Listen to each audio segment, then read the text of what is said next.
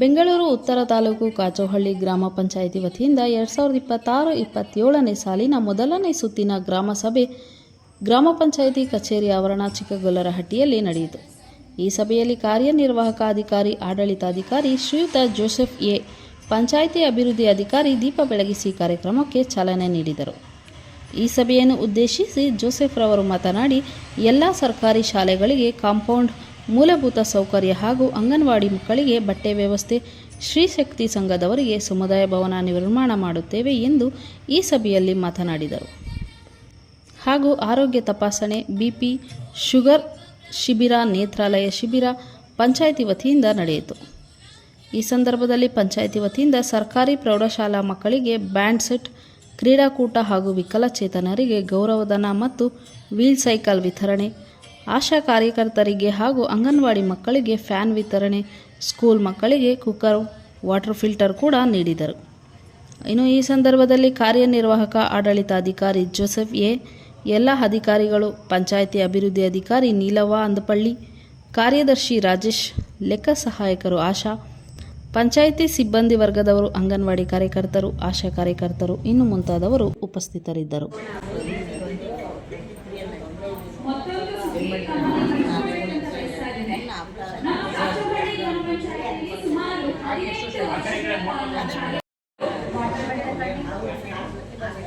ಸ್ವಲ್ಪ ಹಿಂಗೆ ನೋಡಿ ಮೇಡಮ್, ನಾವು ಪ್ರೆಸ್ ನಮ್ಮ ಕಡೆ ನೋಡಿ ಅಂತ.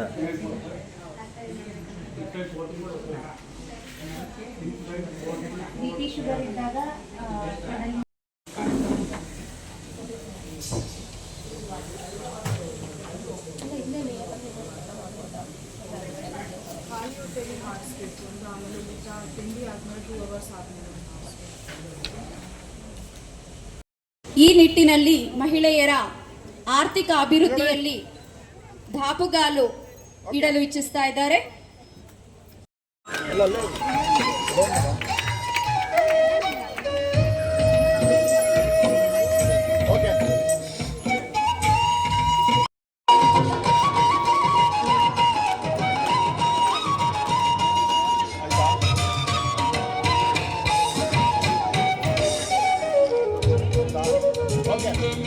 Thank you.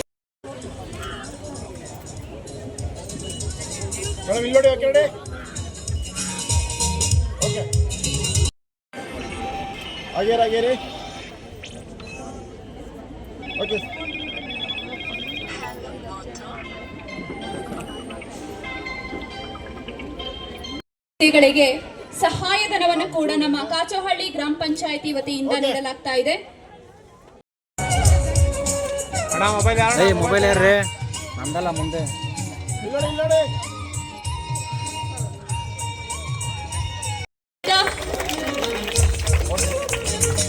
Thank you so much.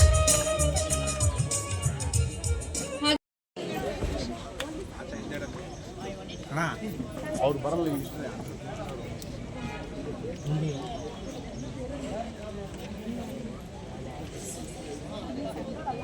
ಹಾಗೆಯೇ ದಯಮಾಡಿ ಕ್ಷಮಿಸಿ ಮೇಡಮ್, ಎಲ್ಲರಿಗೂ ಕೂಡ, ಎಲ್ಲ ಪದಾಧಿಕಾರಿಗಳಿಗೂ ಮತ್ತು ಸಮಸ್ತ ಸದಸ್ಯರಿಗೂ ಕೂಡ ನಮ್ಮ ಕಾಚೋಹಳ್ಳಿ ಗ್ರಾಮ ಪಂಚಾಯಿತಿಯ ಪರವಾಗಿ ತುಂಬು ಹೃದಯದ ಸ್ವಾಗತವನ್ನ ಕೋರ್ತಾ ಇದ್ದೇನೆ ಮೇಡಮ್.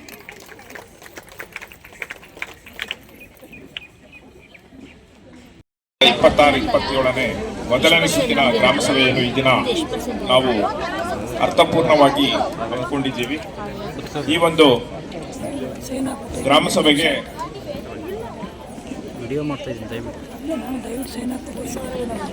ನೋಡಲ್ ಅಧಿಕಾರಿ ರೇಷ್ಮೆ ಇಲಾಖೆಯಿಂದ ಬಂದಿದ್ದಾರೆ, ಸತ್ಯಕುಮಾರ್ ಅವರೇ, ಗ್ರಾಮ ಪಂಚಾಯಿತಿಯ ನಮ್ಮ PDO ನೀಲವ್ವ ಅವರೇ ಮತ್ತು ಕಾರ್ಯದರ್ಶಿ ಮತ್ತು ಸಿಬ್ಬಂದಿಗಳೇ ಮತ್ತು ನಮ್ಮ ತಾಲೂಕು ಪಂಚಾಯಿತಿಯ ವಿವಿಧ ಇಲಾಖೆಯ ಎಲ್ಲ ಅಧಿಕಾರಿಗಳೇ ಮತ್ತು ಆಶಾ ವರ್ಕರ್ಸ್, ಅಂಗನವಾಡಿ ವರ್ಕರ್ಸು, ಸ್ವಸಹಾಯ ಸಂಘದವರು, ಅಂಗವಿಕಲರು ಮತ್ತು ಇತರೆ ಎಲ್ಲ ಸಾರ್ವಜನಿಕರು ಮತ್ತು ಮಾಧ್ಯಮದವರು,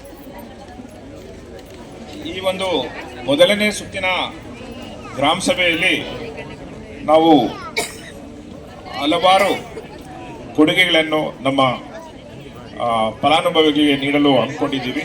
ಸೊ ಅದನ್ನು ಈಗಾಗಲೇ ನಾವು ವಿತರಣೆ ಮಾಡಿದ್ದೀವಿ. ಆಮೇಲೆ ಈ ಒಂದು ಗ್ರಾಮ ಸಭೆಯಲ್ಲಿ ನಾನು ಮುಖ್ಯವಾಗಿ ಹೇಳೋದೇನಂತಂದರೆ, ನಾವು ಆ್ಯಕ್ಚುಲಿ ಈಗ ಬಾಡಿ ಇಲ್ಲ, ನಿಮಗೆಲ್ಲ ಗೊತ್ತಿದೆ. ಜನಪ್ರತಿನಿಧಿಗಳು ಇಲ್ದಿರ ನಮ್ಮ ಒಂದು ಅಧಿಕಾರಿಗಳ ವೃಂದದಿಂದ ಅಂದರೆ ಆಡಳಿತ ಅಧಿಕಾರಿಗಳಿಂದ ನಾವು ಗ್ರಾಮ ಪಂಚಾಯಿತಿಯನ್ನು ನಡೆಸ್ಕೊಂಡು ಹೋಗ್ತಾ ಇದ್ದೀವಿ. ಈ ಒಂದು ಅವಧಿಯಲ್ಲಿ ನಾವು ಭಾಳ ಮುಖ್ಯವಾಗಿ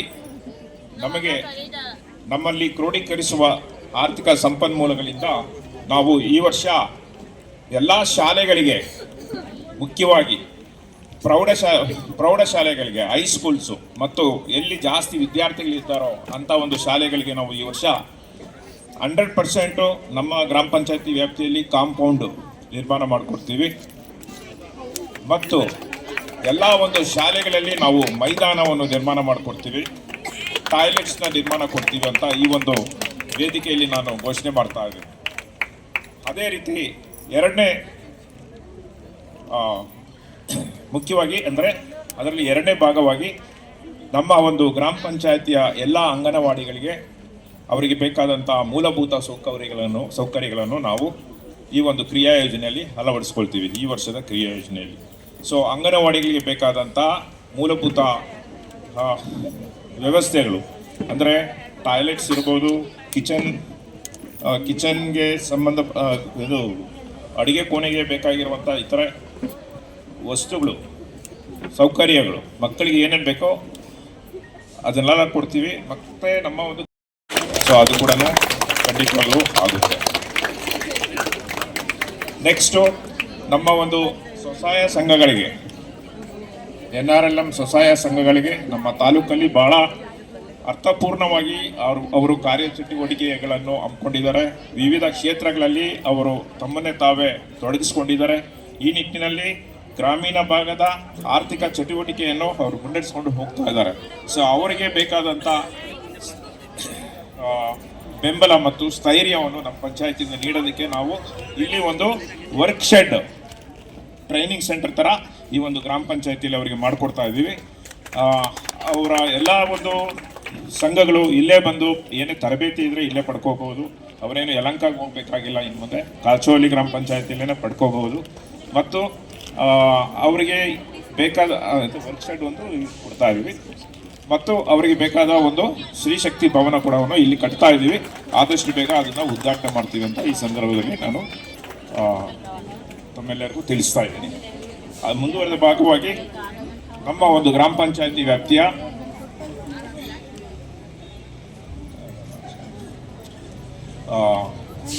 ಎಲ್ಲ ಪ್ರಾಥಮಿಕ ಆರೋಗ್ಯ ಕೇಂದ್ರಗಳು, ಪ್ರಾಥಮಿಕ ಆರೋಗ್ಯ ಕೇಂದ್ರ ನಮ್ಮಲ್ಲಿ ಎಷ್ಟಿದೆ, ಮಾಚೋಹಳ್ಳಿಯಲ್ಲಿ ಇದೆ, ಅದು ಸಬ್ ನಮ್ಮಲ್ಲಿ ಇಲ್ಲ. ಸೊ ಅದು ನಮ್ಮಲ್ಲಿ ನೋಡೋಣ, ಅದು ಉಪಕೇಂದ್ರ, ಪ್ರಾಥಮಿಕ ವಲಯ ಕೇಂದ್ರದಲ್ಲಿ ನಮ್ಮ ಒಂದು ಉಪಕೇಂದ್ರವನ್ನು ಸ್ಥಾಪನೆ ಮಾಡೋದಕ್ಕೆ ಆಗ್ಬೋದಾ ಅಂತ ಹೇಳ್ಬಿಟ್ಟು ಇಲ್ಲಿ ನಮ್ಮ ಪಂಚಾಯಿತಿ ಕೇಂದ್ರದಲ್ಲಿ ಉಪ ಕಚೇರಿಯನ್ನು ಮಾಡೋದಕ್ಕಾಗುತ್ತಾ ಅಂತ ಪರಿಶೀಲನೆ ಮಾಡಿ ಅದ್ರ ಬಗ್ಗೆ ಕ್ರಮ ತಗೊಳ್ತಾ ಇದ್ವಿ. ಮತ್ತು ಮುಂದುವರೆದ ಭಾಗವಾಗಿ ಎಲ್ಲ ವಾರ್ಡ್ ಸಭೆಯಲ್ಲಿ ಬಂದಿರುವಂಥ ಬೇಡಿಕೆಗಳಂದರೆ ನಾವು ಈಗಾಗಲೇ ಹೇಳಿದ್ದೀನಿ, ಅಸೆಟ್ ಕ್ರಿಯೇಷನ್ ಅಂತ, ಅಂದರೆ ಆಸ್ತಿ ನಿರ್ಮಾಣ, ಅದಕ್ಕೆ ನಾವು ಒತ್ತು ಕೊಡ್ತಾ ಇದ್ದೀವಿ. ಮುಖ್ಯವಾಗಿ ನಾವು ನಮ್ಮ ಸಮುದಾಯದ ಎಲ್ಲ ಆಸ್ತಿಗಳು, ಎಲ್ಲ ಶಾಲೆಗಳು, ಅಂಗನವಾಡಿಗಳು, ಹಾಸ್ಪಿಟಲ್ಸು ಇದ್ರ ಬಗ್ಗೆ ಕಾನ್ಸಂಟ್ರೇಟ್ ಮಾಡ್ತಾ ಇದ್ದೀವಿ. ಇನ್ನೊಂದು 10% ಬಜೆಟಲ್ಲಿ 10 to 20% ಎಲ್ಲಿ ನಮ್ಮ ಇದು ಭಾಗಗಳಲ್ಲಿ ಅಲ್ಲಿ ಬೇಕಾದಂಥ ಚರಂಡಿ ವ್ಯವಸ್ಥೆ ಮಾಡ್ತೀವಿ. ಮೂಲಭೂತವಾಗಿ ಎಲ್ಲಿ ಬೇಸಿಕ್ ನೀಡ್ ಇದೆಯೋ, ಅಲ್ಲಿ ಅವಶ್ಯಕತೆ ಇದೆಯೋ ಅಲ್ಲಿ, ಮತ್ತು ಕೆಲವೊಂದು ರಸ್ತೆಗಳನ್ನ ನಿರ್ಮಾಣ ಮಾಡ್ತೀವಿ. ಅದಕ್ಕೆ ಒಂದು 20% ನಮ್ಮ ಅನುದಾನವನ್ನು ಮೀಸಲಾಡ್ತಾ ಇದ್ದೀವಿ ಅಂತ ಈ ಸಂದರ್ಭದಲ್ಲಿ ತಮಗೆ ತಿಳಿಸ್ತಾ ಇದ್ದೀನಿ. ಮತ್ತು ಲೈಟಿಂಗ್ಸು, ಸೋಲಾರ್ ವ್ಯವಸ್ಥೆ ಅದು ಕೂಡ ಹಮ್ಮಿಕೊಳ್ತಾ ಇದ್ದೀವಿ.